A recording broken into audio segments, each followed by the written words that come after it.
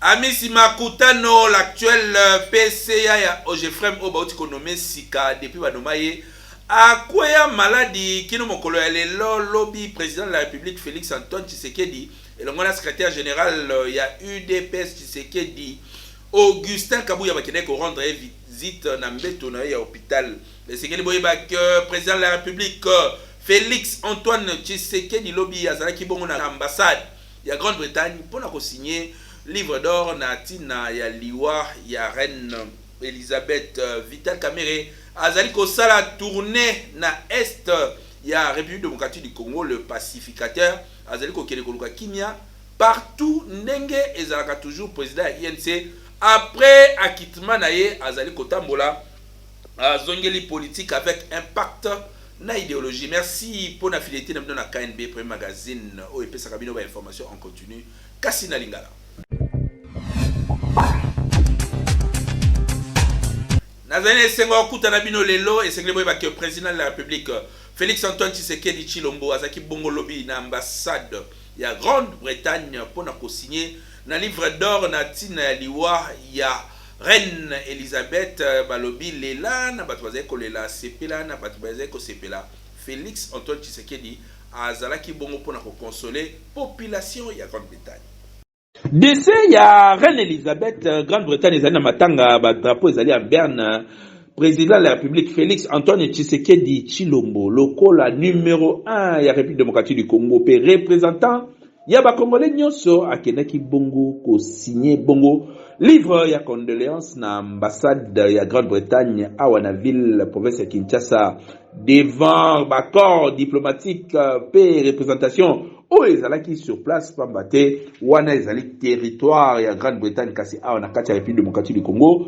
Félix Antoine Tshisekedi Tshilombo a commis quelques mots pour na ko exprimer pasi au peuple congolais azali nango lokola ye na komona icône monene pe reine d'Angleterre Elisabeth kotika mokili oyase balobi na liloba nzambe sepela na bato bazali ko sepela yoka mawa pe na bato bazali ko kamama pambate vi oyo muto akotika la libela azate président de la République aleli na bandeko ya Grande-Bretagne mabeto malamu. Oui, tournée ya Vital Kamerhe na est ya République démocratique du Congo message ya paix nde est caractérisé maloba ya président ya UNC a expliqué bana ya Goma lobby situation topé lecture politique na ye par rapport ya oyo ezali kolekana bolanda commentaire na reportage oyo.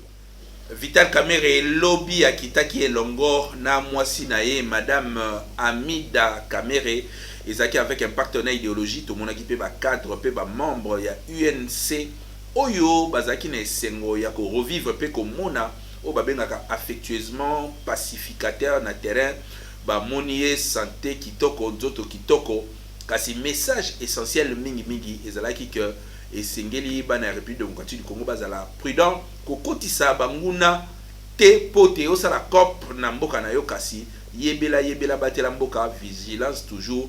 Moi message oyo Vital Kamerhe apesaki na Kiswahili bolanda.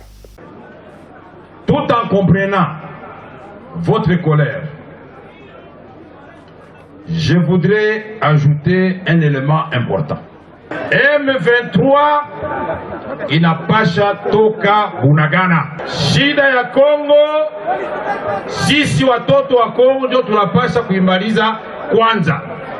Ni kusema hii madossier yote niko nasema iko kumeza ya gouvernement. Sasa gouvernement inapasha toa mamoyen kupatia arme yetu imalize hii vita kwa haraka. Watoto wa Goma wanachoka, haiko vile. Ndio tunasema kutakuwa assemblée générale ya Nations Unies. Tunapenda baambie batoto ya Congo clairement mandat gani banapatia MONUSCO bamalize ishida ya M23. Nilipenda kuinsiste kwa kitu moja. tunapashwa kujiunga shibote pamoja sawa mutu byenye vinatugawanya. Kama tuko na shida tunabisahabu kwanya, tunajitia pamoja tubimaliza, iko vile. Donc ya kwanza ni kusema ni option militaire, kupigana na kutafuta voie pacifique. Ni kusema leo mabicho ya batoto ya Kongo inapashwa kutumika. Basoda biko ku guerre kule tunabaapuye, mais en même temps shie tuko tunaangalia mwenye kuna uwezo iko na akili ya kuonesha dunia mzima kama Kongo yetu tuko na 9 voisins. 9 voisins tulipashwa kuitransforme ikuwe njo sasa galaxie sécuritaire yetu. Conflit entre Badominicain na Cardinal Fridolin Ambongo basango bazali ko potana na tribunal na ndenge ya kosakana te ko welela nini terrain ya 13e rue Limité esika Saint-Dominique ezalaka eza ya koinda mabe ba détail bolanda na reportage oyo. Mbutu entre Cardinal Ambongo na Badominicain ya paroisse Saint-Dominique ya Limité ezali ko continuer. Et Sengeli Boyeba que des accords ezali ko persister entre ordre dominicain concernant gestion ya paroisse Saint-Dominique au Zouami Bongo na commune ya Limité pe na archidiocèse ya Kinshasa. Véritable saga judiciaire ezali ko continuer pambate. Dernièrement église catholique ya Kinshasa et kanisa ki ko remporter masolo kasi na dernière minute il faut se rendre compte que justice a pesi raison na ba dominicain pe église à Kinshasa côté na bango ba interjecté appel na date ya 22 août ya année oyo et sengeli boye ba kenyonso ebandaki depuis décret ya cardinal Ambongo ya date ya le 23 octobre 2021 et si kanini a retiraki ba dominicain animation à paroisse Saint-Dominique où ils allaient na 13e rue Limité pe cardinal Ambongo a révocaki prêtre dominicain Jean de Dieu Goumete oyo azalaki jusque là curé à paroisse wana pe anomaki bongo père François Luyeye lokola administrateur diocésain. Archevêque ya Kinshasa zalaki ko reprocher ba dominicain ko gérer paroisse wana na ndenge elongo banité, c'est-à-dire bateki mopanzi po basa la supermarché kaka na sima ya grotte mariale po na cardinal Ambongo et sengeli makambo ya spirituel et primé koleka commerce. Kasi côté na ye frère Gérald Timoner grand maître ya ordre ya ba dominicain a oumela kite pona ko répliquer na correspondance a komela ki a cardinal Ambongo na date ya 5 novembre 2021 pona ko rappeler archevêque que terrain o ezali ko abriter paroisse wana ezali bâtiment ezali ki construit pe propriété privée ya province ya ba dominicain et non ya archidiocèse ya Kinshasa atala makabwana te pambate etali ete lopango wana ezali ya archidiocèse te. Selon moko ya ba dominicain ba expliquer Ambongo ke atika kosala makambo wana pambate ezali kosala soni na église ba mona basango basali na Nzambe bazali kopota na likolo ya terrain pe cardinal Ambongo akotaka na makambo oyo etali ete po ba document nyonso ezali ko démontrer que paroisse wana ya Saint-Dominique ezali géré na bango te. Jusque là ezali ya koinda justice ezali ko continuer ko traiter likambo oyo toyebi te soki ekosuka ndenge nini tozali kotalela toza ko jimele. Entre temps basali na Nzambe bazali ko potana na justice toyebi te soki ekosuka boni pamba te tokanisa kaka kezalaki likambo ya ba pasteur pona succession ya bandako ya église kasi tala lelo oyo ko potana ezali makasi entre ba dominicain na cardinal Ambongo eza soni makasi. Oui. Kote na bango pe komi lokola puku nania ou balobi bakoswana te bakobwakila na bambwakila te kasi komi soki moko azali kote ya aza kote ya kama makambo contre muninga na tour na yepe évêque Pascal Mukuna alobi boye soki ozalaki na église na kombo ya mutu, ozwi batu na kombo ya mutu, osombi bandako na kombo ya mutu, tika nyonso oyo ozoki na kombo ya mutu, pe zo mwasi na yo na bana na yo kende kobandela ya zero. Soki obandi sur base ya oyo ozoki na sima mutu, yebaka ke jamais okozwa bénédiction. Alobeli nani libanga na molili bolanda bapopo na ye. L'église que tu diriges, c'est ACK. Ces gens sont venus pour le nom ACK. Tout ce que tu as, c'est dans le nom de ACK. Lobby. Demain, tu viens maintenant vers ces gens-là. Oh, nous sommes devenus maintenant la main de Dieu. Non. Non, boyété. Toute personne qui a dans les temps de Dieu dans la justice. La Bible dit ceci. Tu vas tout abandonner. Tu sors avec ta femme, avec tes enfants. Tu vas faire ce qui est à toi. Commence aussi à zéro. Monte aussi en haut. Mais les rosors que na moni passe na kombo ya bat. Mais na bandimi ya bat. Là tu trompes. Mais quand tu dis tu as souffert avec le nom d'autrui, avec le fidèle d'autrui, là tu te trompes.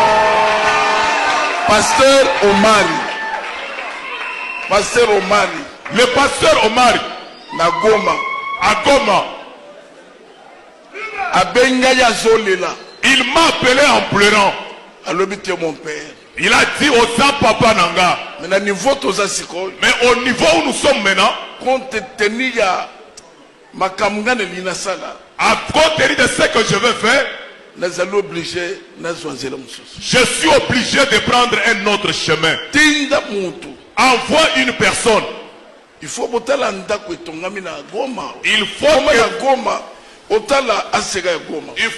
vous voyez le temple qui est construit à Goma.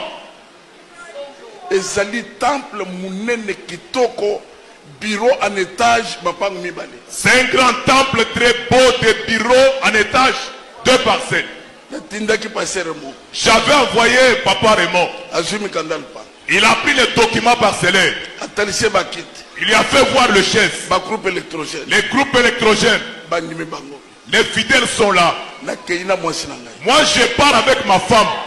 En ce moment-là, la bénédiction de Dieu est devant toi. Amen. Pour terminer, je vous donne un conseil.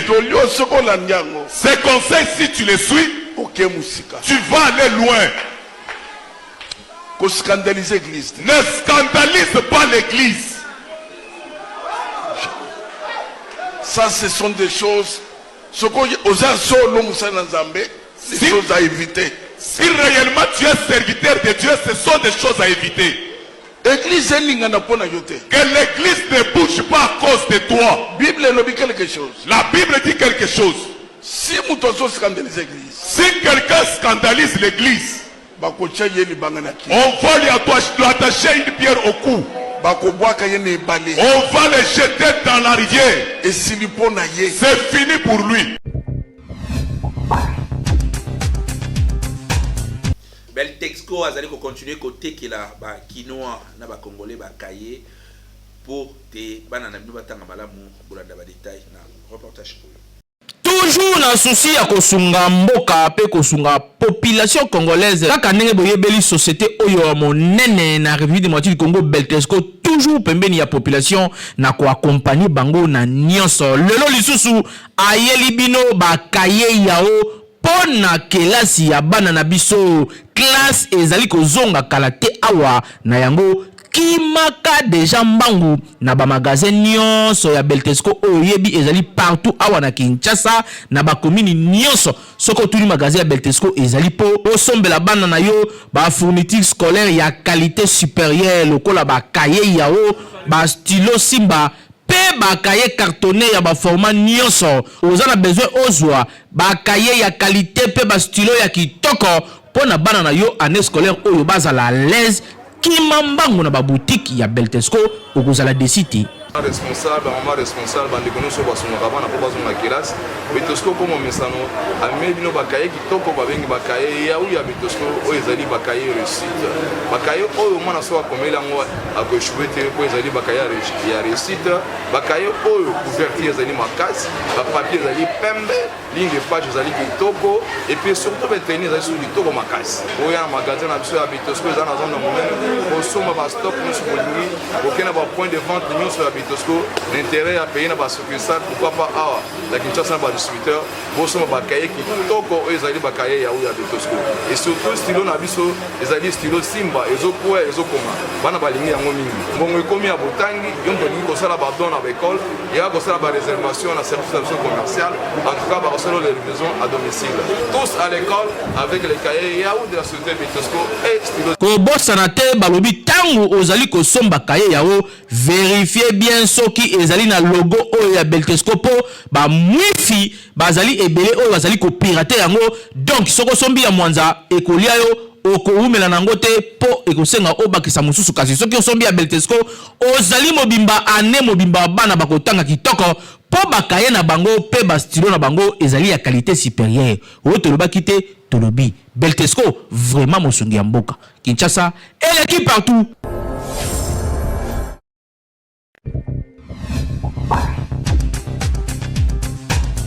Érosion na mangengenge esika nini population azali ko réclamer pambate kalate banda ko ezali ko kende bolanda commentaire pe reportage ya Sarah Mawete. Bon, toza na quartier Mibu direction ya mangengenge vraiment oyo batu bakendelaka sans problème. Yango yozo mona nzela nyonso to eza ko beba. Omoni oyo vraiment ligne principale ya mangengenge. O batu bazaki okendele. Nzele bebi biso libenge wuti vraiment likolo etolisi bandaku nyonso to ezaki a place to temi ezaki ndako ya mutu. Na biloko na ndaku ekenda. Etola likolo kaka ya mayambula metezo senga ipana bino bakonzi boye debiso pona nzela oyo. Vraiment soutenance à malamu ezande ya bino bakonzi botalela biso likamanzelo po biso moko tokokite tale fois personnel tozo sala basaki tokokite même na kosomba basaki pani makokia malunga ezate esenga ifalo ko aider ba jeune na quartier lisusu mais mutu vraiment ko sunga biso azate na bino bakonzi nde toyebi nzele okobonga moi rapide pona biso twana commune c'est la direction mangenge na quartier Mibu. Bon, to senga bakonzi basunga biso po to mutu asunga biso suti. Lido tali akutu banda ko bele koi awa. Batu bapete banda ko bele batu musu ba kutu aba ba veuve ba mibalité, mutu omo souffle parce que vendre des athées. Omo passer na l'église donc likambo vraiment ya musique. L'état vraiment ata likambo. Te libulo oningi aboye e baby sekititi na sama iko. Même bata banda. Denge banda ko ba isolé. Ndako munene parce que ndako munene vraiment ezaki avec le moi zela ki akutu ya mobali donc souffle marasi nanu ezalate na Kinshasa nanu bomoni te mai ekoti na ndako ya na cadre ya inondation kokamwa pasi pe mawa ba congolais ba profiter na bango na mai wana nzoka bambisi bazali kokota na ndako elongo nango kokota mai to pe pasi kasi ekomi cop po na kati ya mai wana bambisi bazali kobima ba mama bakomi kokanga bambisi na bandeko mbala moko bakomi koteka yango bafungoli cop bolanda ne beta ki penze itungisa ki koto biso makasi vraiment na kati ya bandako ekota ki bongo elangende tozo profiter to bimisa mai poto mona moye ke baya ko bongsila biso esika oyo penze ezo tungisa biso makasi yango to profiter biso ke to bimisa mo mai oyo no tokozwa pe mo mbisi awa bongo tokangi pe mwanda mangwana soki ndeko nanga alingi pe akolakisa biso yango awa seke tosali déjà 2 jours tozo pepa kango awa nande tracteur yaki yeko sunga biso na kobimisa mwa zelu wana biso tomoni ke ndenge seli lokola kokauka mwanda mboy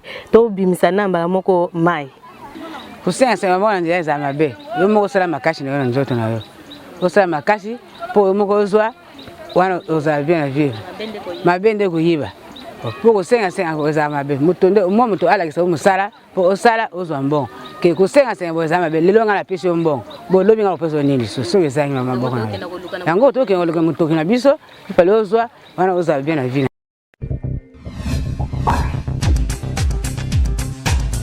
La rubrique il y a divers TikTok il y a lelo pasteur John apesi toli pote boyeba kozala bongo ba courager ndenge ezalaka toujours avec impact na idéologie bolanda.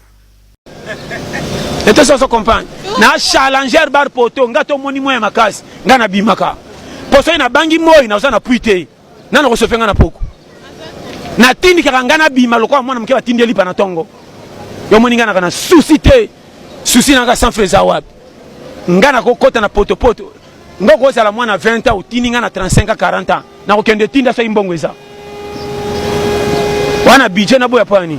Dangela ngati na sama penga kopi. Weza mboka foyeba nzamba lingaka ba courager nzamba sera na batu ba tchekelongi na moyi nzamba boya bata masolo ebele sa action ofandela masolo payo direct partenaire na yo olingi masolo abale na ba salaire ba joueur ko yeba kana munna ko ndiro beta tavel dada ati chaka 2 millions ba ombe ko ba tchaki bia penalty ba saki 4 millions ba bolole ba mona musique abetaki na bercité ba bengana ki ye ya ko beta mari ba zoba ba tona ba zakana chance abasi api basi ba lingaka mingi bescro soko za courage masa ko lingote ba toka ba biso so to be masi vérité petit nga na coopérer na sokana mikaka tono mena monaka landanga na ko chomete na poko ba diegobi ekobima non.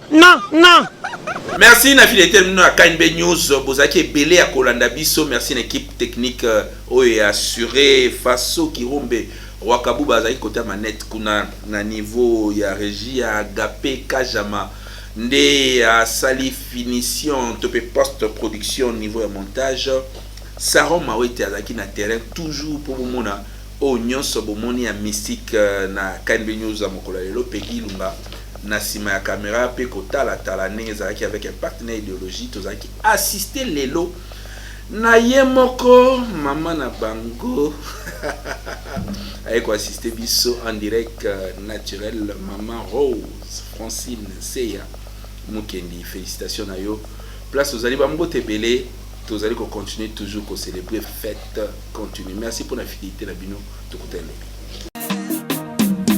Magazine